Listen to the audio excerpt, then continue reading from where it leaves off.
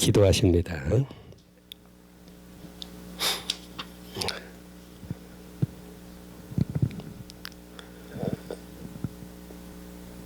예수님께서도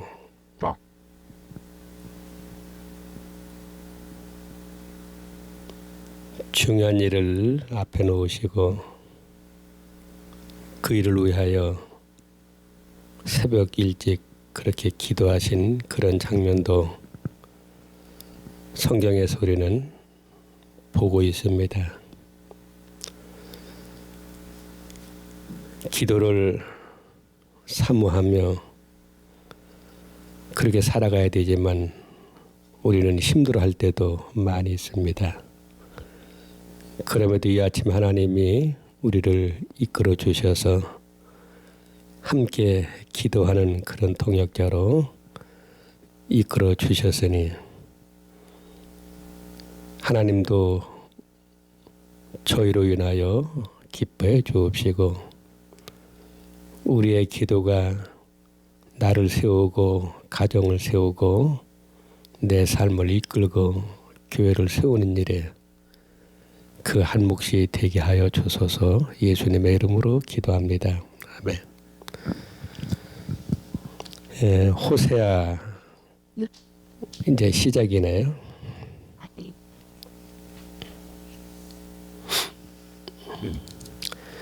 호세아 1장 1절부터 11절까지 같이 보시겠습니다. 우시야와 요담과 하하스와 하세게가 이어 유다 왕이 된 시대 곧 요아스의 아들 여로보암이 이스라엘 왕이 된 시대에 부에리의 아들 호세아에게 임한 여호와의 말씀이라. 여호와께서 처음 호세아에게 말씀하실 때 여호와께서 호세아에게 이르시되 너는 가서 음란한 여자를 맞이하여 음란한 자식들을 낳으라. 이 나라가 여호와를 떠나 크게 음란함이니라 하시니 이에 그가 가서 다블라임 딸 고멜을 맞이하였더니 고멜이 임신하여 아들을 낳으매 여호와께서 호세에게 이르시되 그의 이름을 이스라엘이라 하라. 조금 후에 내가 이스라엘의 피를 예후의 집에 갚으며 이스라엘 족속의 나라를 피할 것임이니라. 그날에 내가 이스라엘 골짜기에서 이스라엘의 활을 꺾으리라 하시니라. 고멜이 또 임신하여 딸을 낳으며 여호와께서 호세아에게 이르시되 그의 이름을 르브하마라 하라. 내가 다시는 이스라엘 족속을 긍휼히 여겨서 용서하지 않을 것임이니라. 그러나 내가 유다 족속을 긍휼히 여겨 그들의 하나님 여호와로 구원하겠고 활과 칼이나 전쟁이나 말과 마병으로 구원하지 아니하리라 하시니라. 고멜이 르브하마를 젖된 후에 또 임신하여 아들을 낳으며 여호와께서 이르시되 그의 이름을 르브하마라 하라. 너희는 내 백성이 아니요 나는 너희 하나님이 되지 아니할 것임이니라. 그러나 이스라엘 자손의 수가 바닷가의 모래같이 되어서 헤어릴 수도 없고 셀 수도 없을 것이며 전에 그들에게 이르기를 너희는 내 백성이 아니라 한 그곳에서 그들에게 이르기를 너희는 살아계신 하나님의 아들들이라 할 것이라.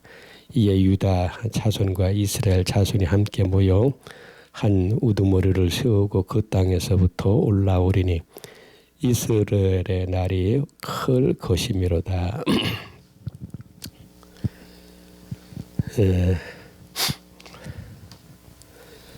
아마 매일 성경이 그게 뭐 새벽 기도의 용으로 만들어진 교재는 아닐 거예요. 그렇죠? 그래서 이제 때때로 보면은 새벽 기도의 시간에 좀 그렇게 읽고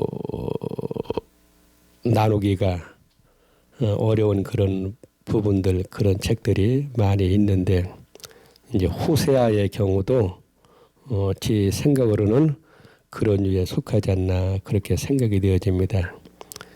이 호세아는 지금으로부터 한 2700년 전 그때 활동한 선지자인데 그 이스라엘이 이제 남북으로 갈리면서 이제 그 호칭도 역사도 각각 다르게 그렇게 이제 역사가 시작이 되고 흘러가는데, 그래서 성경에 그 많은 그 선지자들도 보면은 어떤 선지자는 남왕국 유다를 위하여 활동한 선지자가 있고, 어떤 선지자는 이제 북왕국 이스라엘을 위하여 이제 활동한 선지자도 있고, 어떤 경우는 양쪽 다 그렇게 이제 관계에서 이제 활동한 선지자들도 있는데, 호세아의 경우는 북이스라엘을 위하여 활동한 그런 선지자입니다.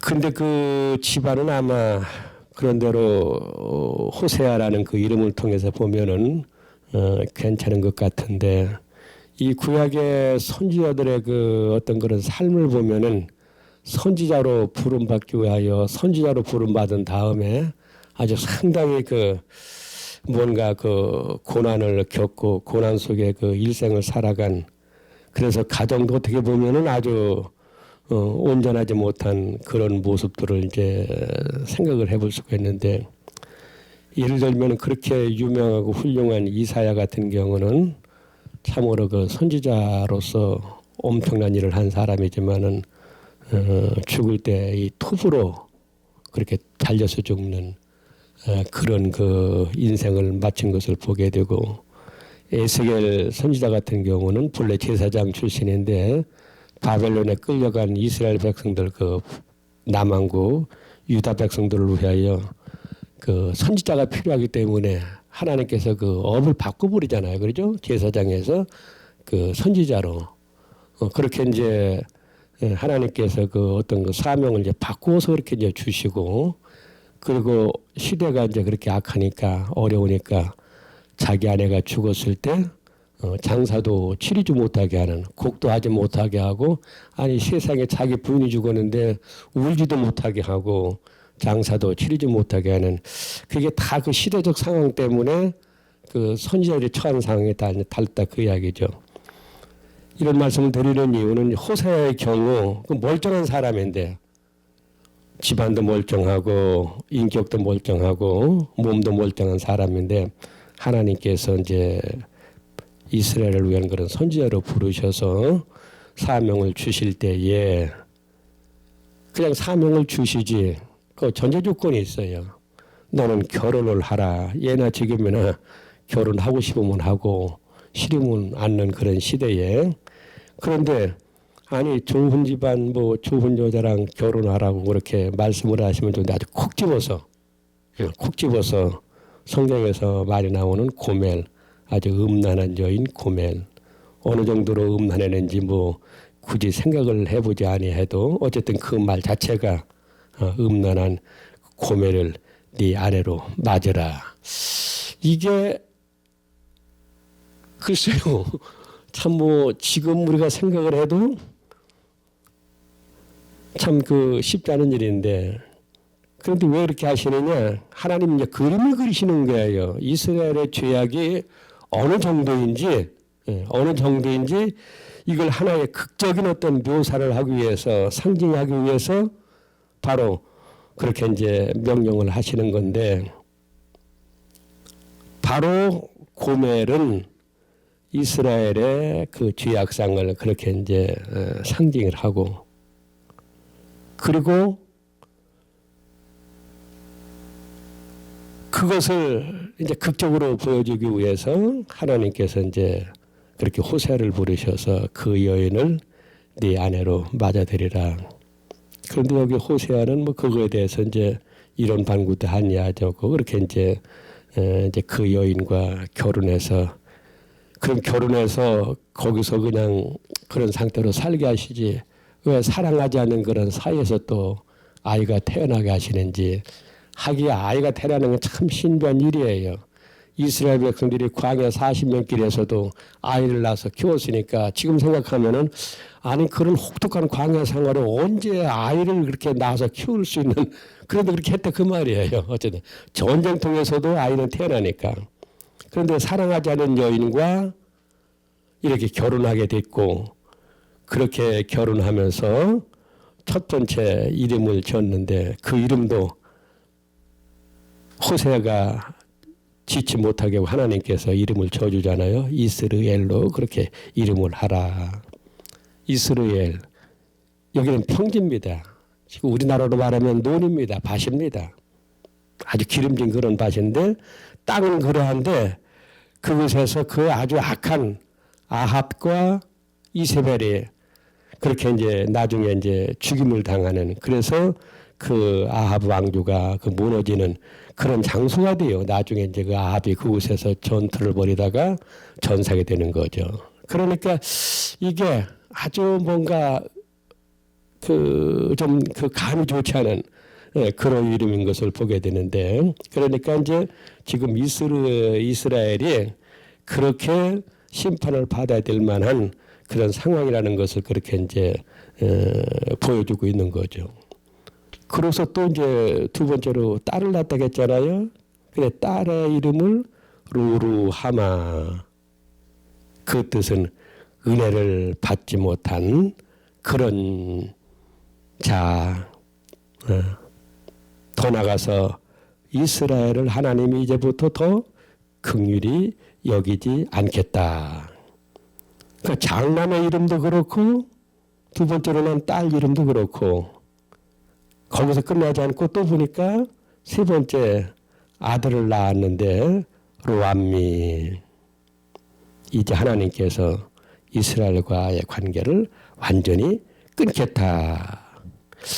그러니 이 마음에 없는 그 여인과 결혼해서 자식을 셋을 낳았는데 세 명 모두 하나님께서 그 심판이 곁들인 그런 이름으로 그렇게 이제 짓게 하신 것을 보면서 참 호세아가 참 그 후로 고생을 사실 많이 했겠다 하는 그런 생각을 하게 되는 거죠. 그럼에도 하나님께서 이제 10절 11절에 보면은 소망을 주시는 것을 보게 되죠. 너희가 지금 지은 죄가 꼭 고멜과 같은 그런 상황인데 그럼에도 불구하고 호세아가 고멜을 그렇게 품에 안고 자식을 낳아서 어쨌거나 키운 것처럼 나 하나님이 너희를 자식처럼 여기고 내 품에 품어서 그렇게 이제 다시 살게 하는 그런 은혜를, 그런 소망을 주게 될 것이라.